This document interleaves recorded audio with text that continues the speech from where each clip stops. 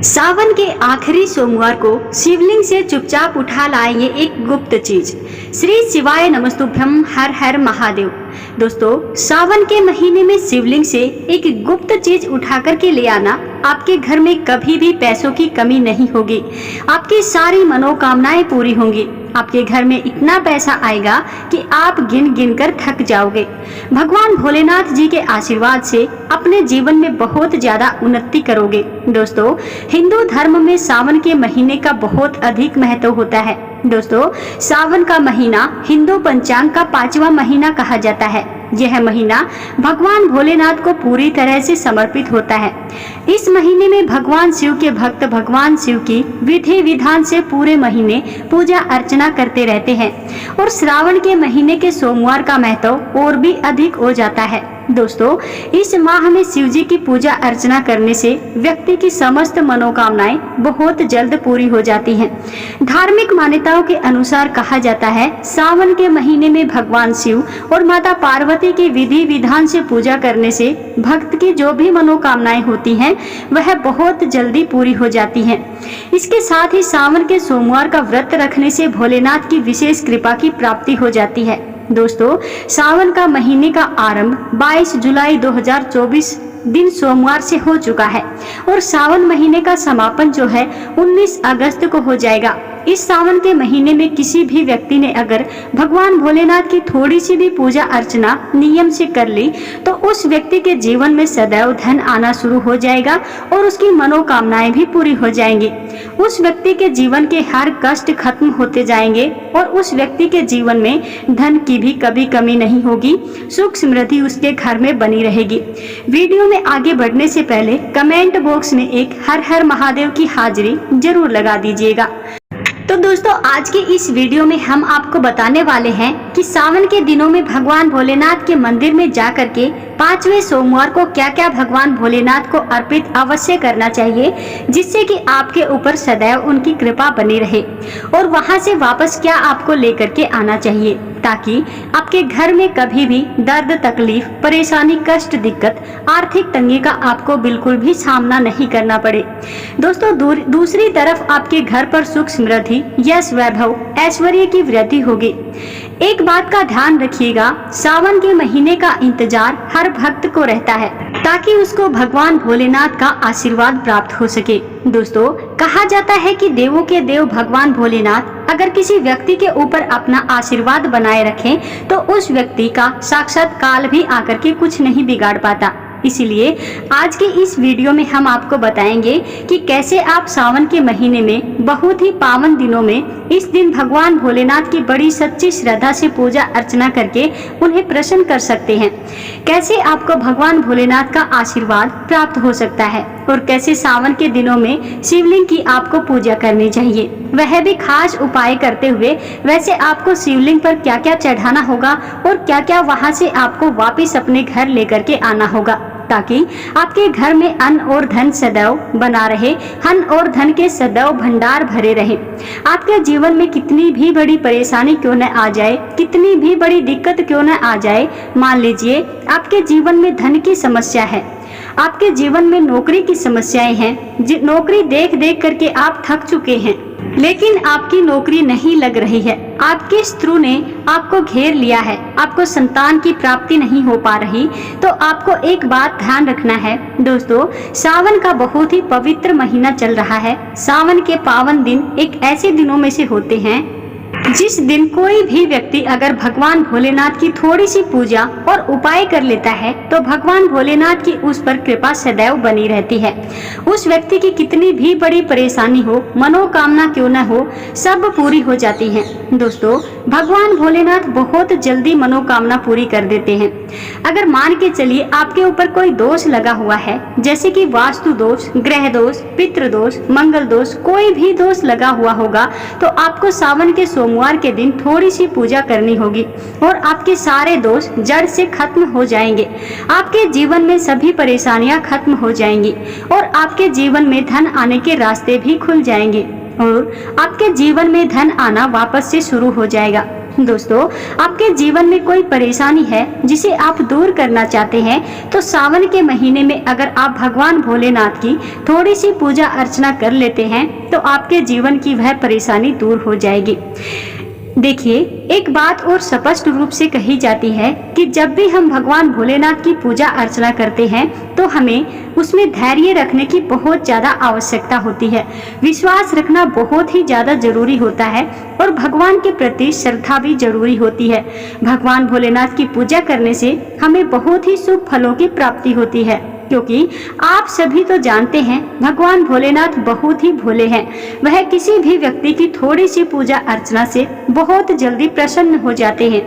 इसीलिए दोस्तों, सावन के सोमवार के दिन कुछ ऐसी चीज जो आपको अवश्य ही पता होनी चाहिए, क्योंकि सावन सोमवार के दिन अगर आप भगवान भोलेनाथ के सामने पूजा करने जा रहे हैं तो मान के चलिए आपने अगर कोई गलती कर भी दी होगी ना, तो भगवान भोलेनाथ आपसे बिल्कुल भी क्रोधित नहीं होंगे और आपने सही तरीके से पूजा की होगी तो साक्षात भगवान भोलेनाथ उसी दिन आपको आशीर्वाद भी दे देंगे और उस दिन के बाद आपके जीवन में कभी भी कोई परेशानी नहीं आएगी। आपको हम एक एक चीज बताएंगे, इसीलिए इस वीडियो को आपको अंत तक जरूर देखना है। सबसे पहले आपको भगवान भोलेनाथ के मंदिर में जाना होगा। यह जितने भी उपाय हम आपको बता रहे हैं, यह आपको सारे मंदिर में जाकर ही करने होंगे। इस उपाय को आप बिल्कुल ध्यान से समझ करके एक एक चीज को बिल्कुल याद रख के ही करना। अगर आपको ये चीजें याद नहीं रहती तो आप इनको कहीं पर लिख लीजिएगा। दोस्तों, अगर आप अच्छे से पूजा नहीं कर पाएंगे तो आपकी पूजा संपन्न नहीं होगी। दोस्तों, सबसे पहली चीज है जो भगवान भोलेनाथ के लिए आपको लेके जानी है। सबसे पहले आपको जल लेके जाना है। दोस्तों, सावन सोमवार के दिन कई लोग हमसे क्या कहते हैं कि हम तो मंदिर में जाकर ही जल ले लेंगे, लेकिन ऐसा करना बहुत ही ज्यादा गलत होता है। आपको कभी भी मंदिर से जाकर जल नहीं लेना चाहिए। आपको अपने घर से ही जल लेकर के जाना चाहिए। आखिर घर से जल क्यों लेकर के जाया जाता है, इसकी भी बात सुन लीजिए। घर से इसीलिए आपको जल लेकर के जाना चाहिए ताकि आपकी जो भी परेशानी होगी, देखो क्या होता है, जब हम अपने घर से जल लेकर के जाते हैं तो हमारे घर में जो भी परेशानी होगी, हमारे मन में जो भी मनोकामना होगी, हमारी जो भी दिक्कत होगी, वह हमारे लोटे का जो जल होता है उसमें समा जाएगी। और जब हम उस जल को ले जाकर शिवालय में भगवान भोलेनाथ की शिवलिंग पर अर्पित करते हैं तो धीरे धीरे वो हमारी सारी परेशानी, सारी दिक्कत खत्म कर देते हैं और हमारी जो भी मनोकामनाएं होती हैं, भगवान भोलेनाथ उस जल को अर्पित करने से ही समझ जाते हैं कि हमारे घर में आखिर हमारे घर की क्या स्थिति चल रही है। अगर आप भगवान भोलेनाथ पर मंदिर से जल लेकर अर्पित करोगे तो भगवान आपकी स्थिति का पता ही नहीं लगा पाएंगे, वह समझ ही नहीं पाएंगे कि आपको क्या परेशानी है। इसीलिए हमें अपने घर से जल लेकर के जाना चाहिए, क्योंकि उसमें हमारे घर की सारी ऊर्जाएं समाहित होती हैं। और जब हम अपने घर से ले जाकर जल भगवान को अर्पित करते हैं तो भगवान हमसे जुड़ जाते हैं। उस जल के द्वारा हम भगवान को अपनी सारी दिक्कतें बता देते हैं और हम अपनी समस्याओं को बताते हुए वह समस्याएं भगवान भोलेनाथ बहुत ही जल्द खत्म कर देते हैं। इसीलिए हमें घर से ही जल लेकर के जाना चाहिए। लेकिन दोस्तों, आपको एक बात का ध्यान रखना है कि जब आप अपने घर से जल लेकर के जाओ तो उसमें आपको 4 बूंद गंगा जल की भी डाल लेनी है, क्योंकि गंगा जल डाले बिना आपकी पूजा संपन्न नहीं मानी जाएगी। दोस्तों, कहा जाता है सावन सोमवार के दिन आपको जल ले लेना है, उसमें गंगा जल डालकर दूसरा आपको 3 पत्ते वाला एक बेल पत्र भी अवश्य ही लेकर के जाना है। आप बेल पत्र 3, 5, 7, 11, 21 कितनी भी ले सकते हैं।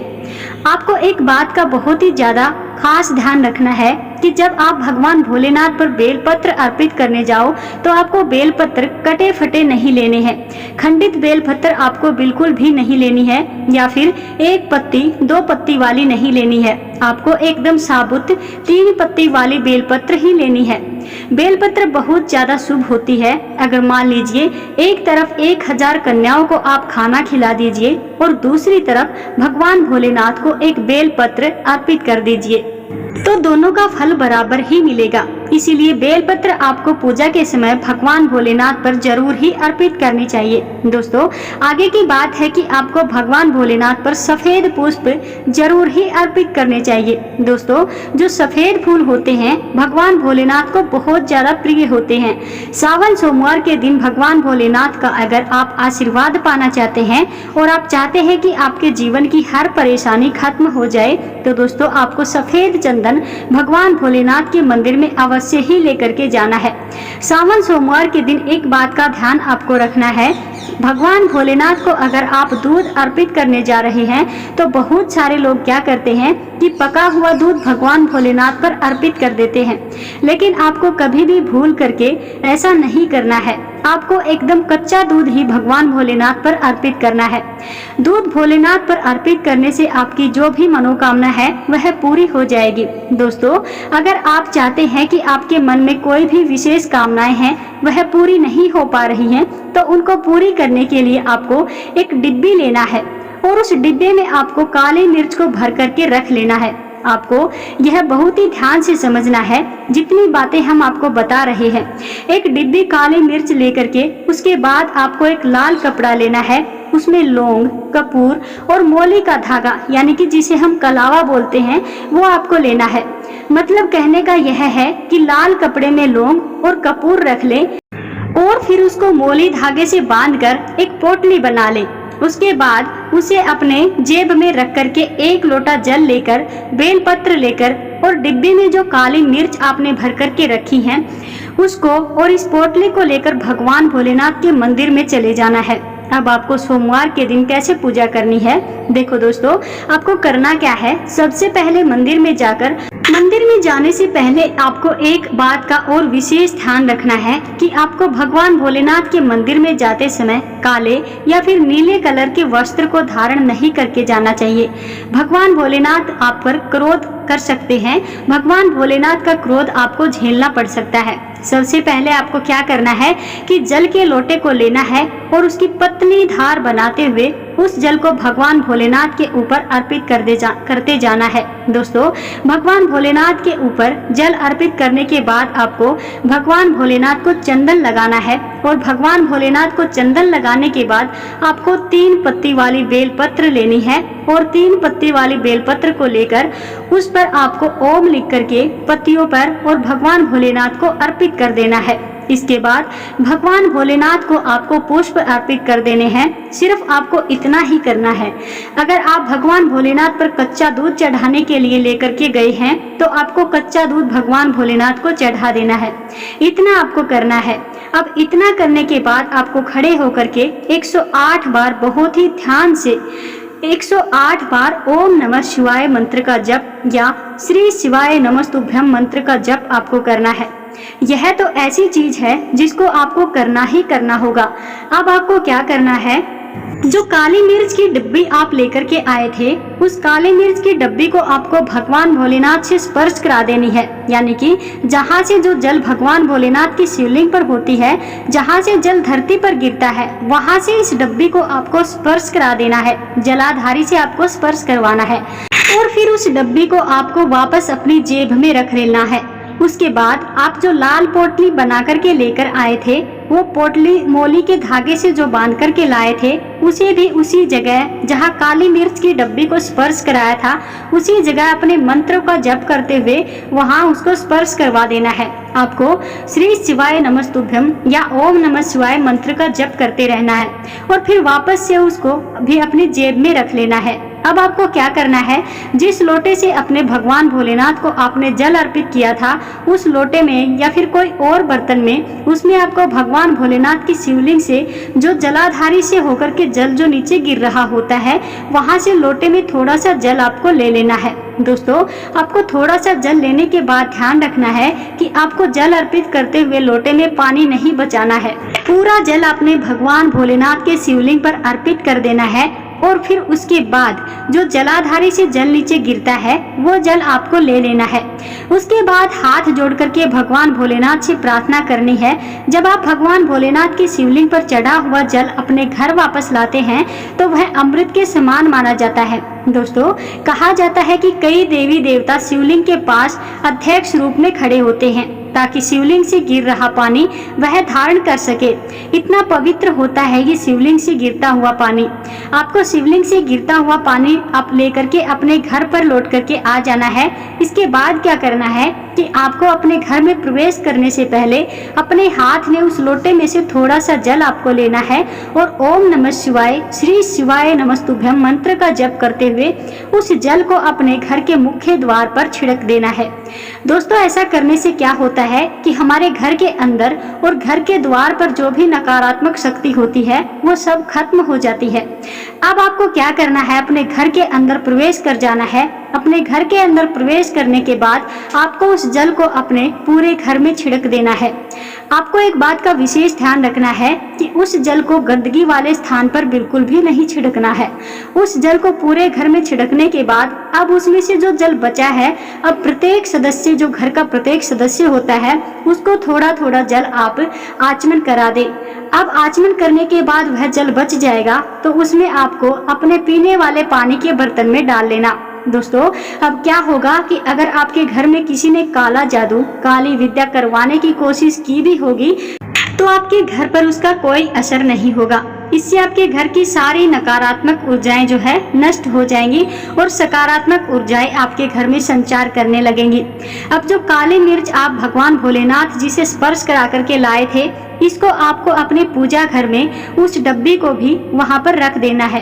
अब जब भी आप किसी शुभ कार्य के लिए घर से बाहर जा रहे हो, जैसे आप नौकरी के लिए बाहर जा रहे हो या बिजनेस मीटिंग के लिए जा रहे हो, जब भी आप बाहर जा रहे हो घर से किसी शुभ काम के लिए, तो आपने जो डब्बी मंदिर में रखी थी उसमें से एक काली मिर्च उठानी है और फिर अपने घर के दरवाजे पर उसको रख के पैर से कुचल करके आपको निकल जाना है। आपके काम में जो भी रुकावट या बाधा आ रही थी वह भगवान भोलेनाथ के आशीर्वाद से जल्द ही दूर हो जाएगी, समाप्त हो जाएगी और आप जिस भी कार्य के लिए जा रहे थे उसमें आपको सफलता मिलेगी। भगवान भोलेनाथ का यहाँ पर आपको साक्षात आशीर्वाद भी मिलेगा। जो भगवान भोलेनाथ और माता पार्वती की पूजा करना चाहते हैं वह इस दिन अपने घर पर पार्थिव शिवलिंग रख लीजिए। उसको आपको अभिमंत्रित भी कर लेना है और उसके बाद जो भी शिवलिंग आप रखे हैं अच्छे से उनको मंत्रों द्वारा अभिमंत्रित करके रखें। भगवान भोलेनाथ का घर पर ही पूजन कीजिए। एक लोटा जल चढ़ाकर, क्योंकि मंदिर में बहुत ज्यादा भीड़ लगी है और सावन में यह भीड़ का नजारा बहुत ही ज्यादा खूबसूरत लगता है। कोने कोने में भगवान भोलेनाथ के भक्त छाए हुए हैं। अगर आप मंदिर में नहीं जा पा रहे तो ठीक से भगवान भोलेनाथ पर जल नहीं चढ़ा पा रहे तो घर में ही शांति से आप पूजन कर लीजिए। दोस्तों, आपको एक बात का विशेष रूप से ध्यान रखना है कि गन्ने का रस हुआ, पंचामृत हुआ, इससे आप अगर भगवान भोलेनाथ का अभिषेक करेंगे, दूध, दही, घी, शक्कर, पंचामृत बना करके भगवान भोलेनाथ का अगर अभिषेक करेंगे तो उनका आशीर्वाद सदैव ही आपके ऊपर बना रहेगा। भगवान भोलेनाथ का आपको श्रृंगार करना है, चंदन चढ़ाना है, अक्षत चढ़ाने हैं, जनेऊ अर्पित करना है और थोड़ा सा इत्र भी आपको भगवान भोलेनाथ को लगा देना है। यह सब चीज भगवान शिव शंभू को बहुत ज्यादा प्रिय होती हैं, तो वह चीजें आप जरूर ही अर्पित करें। उनके पसंदीदा पुष्प भी आप उनको अवश्य ही चढ़ाएं। भगवान भोलेनाथ को आंकड़े की माला से उनका अगर आप श्रृंगार करेंगे तो यह बहुत ही शुभ होगा। कनेर के पुष्प से भगवान भोलेनाथ बहुत ज्यादा खुश होते हैं। गुलाब के फूल आप जरूर उनको चढ़ाएं, ये उनको बहुत प्रिय होते हैं, यह आप उनको अर्पित करें। बेलपत्र भोले बाबा पर जरूर चढ़ाएं और बेलपत्रों पर ओम नमः शिवाय श्री शिवाय नमस्तुभ्यम लिख करके भोले बाबा को सच्चे भाव से अर्पित कर दे। इस प्रकार आपको बेलपत्र चढ़ाने से आपके जीवन की सारी मनोकामनाएं पूरी हो जाएंगी और जो समस्याएं थी वो समाप्त हो जाएंगी। कभी भी अपूर्ण सामग्री भगवान भोलेनाथ को अर्पित ना करें। दोस्तों, जब भगवान भोलेनाथ गले में विष धारण कर रहे थे तो आदि शक्ति माता के कहने पर देवता ने भगवान शिव के सिर पर भांग, धतूरा, बेलपत्र रखा था और निरंतर जल का अभिषेक किया था, जिसकी वजह से उनके मस्तिष्क का तप भी कम हुआ था और उस समय से ही भगवान भोलेनाथ को भांग, धतूरा भी चढ़ाया जाता है। और यह बात भगवान भोलेनाथ के भक्तों को बहुत ही अच्छी तरीके से पता होती है। इसी कारण शिवलिंग पर भांग, धतूरा जो व्यक्ति चढ़ाता है उसके जीवन की सारी परेशानियां दूर हो जाती हैं।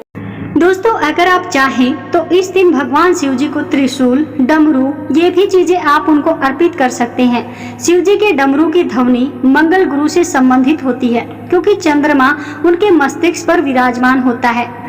अपनी क्रांति से अनंत आकाश में जटाधारी महामृत्युंजय को प्रसन्न करता है और बुध आदि ग्रह इसके संबंध में सहायक होते हैं। आज के दिन यानी सोमवार के दिन डमरू अर्पित करें। भोलेनाथ को अगर आप डमरू अर्पित करेंगे तो यह बहुत ही ज्यादा अच्छा होगा। दोस्तों अब हम आपको एक गुप्त चीज बताएंगे जो सोमवार के दिन या सावन के किसी भी पवित्र दिन अगर आप वहां से उठा करके लेकर के आते हैं तो ये बहुत ही अच्छा होगा। वैसे तो हमने आपको बहुत सारी चीजें वीडियो में पीछे बताई, जैसे बेलपत्र, जल, काली मिर्च हो गई, वह पोटली हो गई। इन चीजों को अगर आप अपने घर उठा करके लेकर के आते हैं तो आपको बहुत ज्यादा लाभ देखने को मिलेगा। दोस्तों जैसा कि आप जानते हैं कि आपके घर में कोई व्यक्ति बहुत समय से बीमार रहता है या आपके घर में किसी प्रकार की कोई परेशानी है तो आपको भगवान भोलेनाथ के मंदिर जाना है और उनके ऊपर चढ़ी हुई बेलपत्र आपको उठा करके लानी है और उठाते समय आपको अपनी मनोकामना बोलनी है कि हे प्रभु, मेरे घर में यह व्यक्ति बीमार है, आप इस बेलपत्र को मुझे औषधि के रूप में दे दीजिए जिससे हमारे घर की बीमारी दूर हो जाए। या फिर ऐसे कहना है कि प्रभु, मेरे घर में यह परेशानी चल रही है, आप इस बेलपत्र को मुझे समाधान के रूप में दे दीजिए ताकि मेरे घर की सारी परेशानियां दूर हो जाएं। अगर आपके घर में कोई व्यक्ति बीमार है तो उस व्यक्ति को वह बेलपत्र ला करके खिला दीजिए। धीरे धीरे उस व्यक्ति की बीमारी दूर होती चली जाएगी। दोस्तों आपको करना क्या है, सोमवार के दिन भगवान भोलेनाथ पर बहुत सारी बेलपत्र चढ़ी रहती हैं तो आपको क्या करना है, उन सारी बेलपत्र को उठा करके आप अपने घर पर ले आना और लाने के बाद उन सब बेलपत्रों को सुखा करके उनका चूर्ण आपको बना लेना है और प्रतिदिन आप उन बेलपत्र को उस व्यक्ति को अवश्य ही खिलाएं जो व्यक्ति बहुत समय से बीमार है, जिसके जीवन में परेशानी चल रही है। अगर आप चाहें तो आप अपने पूरे परिवार के सदस्यों को भी ये खिला सकते हैं, जिससे आपके परिवार के सदस्यों को किसी भी प्रकार की कोई बीमारी नहीं होगी। दोस्तों यह थी सावन के आखिरी सोमवार से जुड़ी हुई बहुत ही महत्वपूर्ण बातें। आप अगर इन बातों का पालन करोगे तो निश्चित ही आपके जीवन में आपको बहुत ही सकारात्मक बदलाव देखने को मिलेंगे। अगर आप सच्ची श्रद्धा, सच्ची लगन के साथ इन उपायों को करेंगे तो बहुत जल्द इनका पॉजिटिव रिजल्ट आपको देखने को मिलेगा।